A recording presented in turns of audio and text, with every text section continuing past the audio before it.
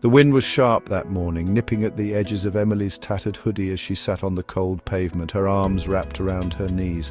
The city bustled around her, people in a hurry, cars honking, the scent of fresh coffee and baked bread teasing her empty stomach. Yet none of that mattered. What mattered was the small, scrappy dog curled beside her, his ribs showing through his dusty fur.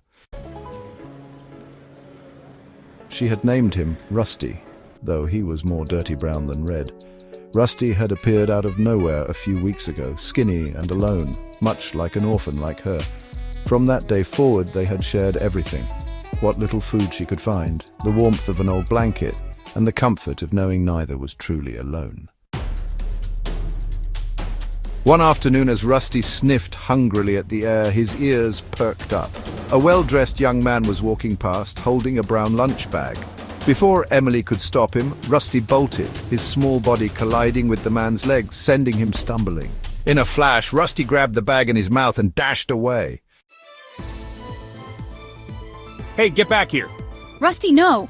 She jumped to her feet and ran after them. The chase led to the familiar alleyway where she spent most of her nights. Rusty, wagging his tail, had already torn into the sandwich, oblivious to the storm brewing behind him. The young man arrived seconds later, breathless, his sharp features twisted in frustration. He turned to Emily, his piercing blue eyes full of anger. Is this your dog? No, but we share the same fate. Something in her voice made him pause.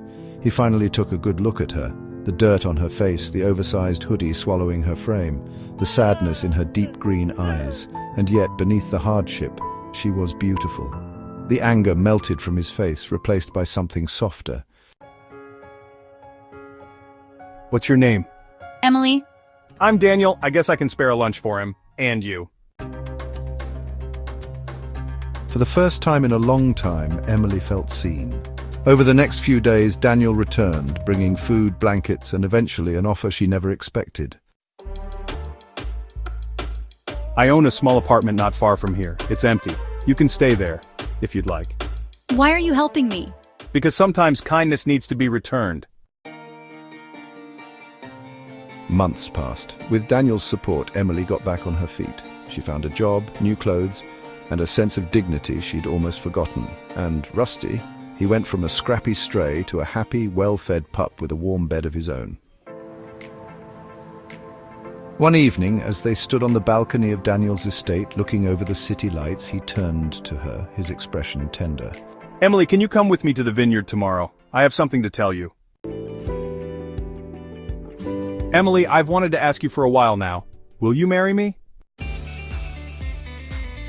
Well, yeah, I thought you'd never ask. As they embraced, Rusty barked with joy.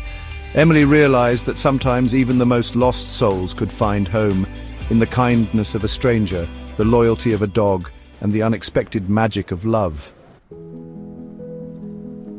Through the magic of love and kindness, she was homeless no more.